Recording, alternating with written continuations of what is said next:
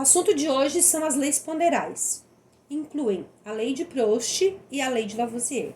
Essas leis contribuíram para o avanço da química como ciência de forma que introduziram o método científico. Estão relacionadas com as massas dos elementos químicos dentro das reações químicas. Os cientistas, então, que formaram essas leis foram o Proust e o Lavoisier. De que forma essas leis contribuíram? Elas contribuíram para a química como ciência. Elas introduziram nessa ciência o método científico. Como funciona o método científico? O método científico, a gente elabora uma hipótese, faz um experimento para comprovar essa hipótese, provar que ela é verdadeira, e a partir disso se enuncia uma lei. Então vamos ver a lei de Lavoisier. A primeira lei, então, lei de Lavoisier, é a lei da conservação da massa, ou lei de Lavoisier. Numa reação química em um sistema fechado, a massa total das substâncias que nela tomou parte permanece constante. O que o Lavoisier dizia? Que dentro de um sistema fechado, dentro de um sistema controlado, onde eu posso controlar as ações do ambiente, como pressão e temperatura, a massa dos reagentes vai ficar igual à massa do produto. Eu posso enunciar essa lei de Lavoisier dessa outra forma. A soma das massas das substâncias reagentes em um recipiente fechado é igual à soma das massas dos produtos na reação. Note que essa famosa frase, na natureza nada se cria, nada se forma, tudo se transforma, ela foi inspirada na lei de Lavoisier. Veja um exemplo. O óxido de magnésio, como é que ele se forma? Então, eu tenho aqui o magnésio com 24 gramas, reajo essas 24 gramas de magnésio com 16 gramas de oxigênio e obtenho o óxido de magnésio com 40 gramas. Então, se eu somar a massa dos reagentes, 24 mais 16, eu vou obter 40 gramas do produto. Lembrando sempre que isso acontece no sistema fechado. Se o sistema for aberto, eu posso perder água para o ambiente, né, através de evaporação. Eu posso sofrer uma alteração na temperatura, na pressão. Então, esse sistema tem que ser controlado para que essa lei funcione. Qual foi o experimento que o Lavoisier usou para comprovar a hipótese que ele tinha? Ele colocou um bico de cisne, né, que a gente chama de retorna, com mercúrio dentro, um líquido de mercúrio. E aqueceu em um forno aberto, como se fosse um bico de fogão. Ele aqueceu e botou esse bico dentro de uma redoma fechada, completamente isolada. O que aconteceu? Quando ele aqueceu, esse mercúrio, ele se misturou com o ar que existia aqui dentro da redoma e formou o óxido de mercúrio. O que ele observou? Que o volume que tinha no primeiro, aqui antes de aquecer, antes de misturar com o ar que tinha dentro da redoma, continuou o mesmo.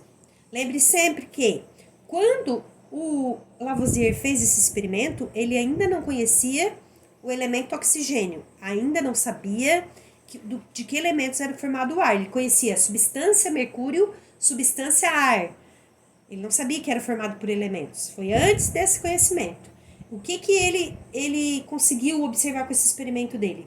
Que depois de uma reação, a massa continuava a mesma.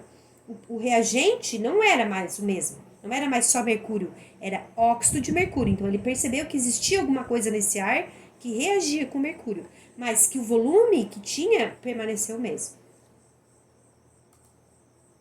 Segunda lei, lei de Proust, é a chamada lei das proporções constantes. Foi postulada pelo químico francês Joseph-Louis Proust, 1754-1826. Seu enunciado é: uma determinada substância composta é formada por substâncias mais simples, unidas sempre na mesma proporção em massa. Da mesma maneira, Proust realizou uma série de experimentos e constatou que as massas dos elementos envolvidos nas reações químicas são proporcionais. E se explica a massa dos elementos químicos e sua proporcionalidade. Ou seja, determinadas substâncias sempre reagem com outras a partir de uma proporção definida das massas envolvidas. Observe que as massas dos elementos envolvidos pode se alterar, no entanto. A proporção entre elas será sempre a mesma. Assim, se a massa de um elemento da reação química é duplicada, os outros também são. Isso explica o processo de balanceamento de reações químicas e os cálculos estequiométricos. O balanceamento e o cálculo estequiométrico é um assunto que vocês vão ver lá no segundo ano. Mas no que a lei de Proust é importante para nós? É importante para nós sabermos as proporções da formação de uma molécula. Então, vocês vão lembrar assim, a molécula de água. Na molécula de água, H2O, sempre temos 2 hidrogênios e 1 oxigênio. Se eu tenho duas moléculas de água, vão ter 4 hidrogênios e 1 oxigênio. Então, aumenta-se os elementos para obter a mesma substância. Se eu quero obter um maior número de substâncias, eu tenho que acrescentar um maior número de elementos, mas sempre na mesma proporção. No caso da água, 2 hidrogênios para cada 1 oxigênio. Observe aqui. Então, nós temos carbono, oxigênio na formação do gás carbônico.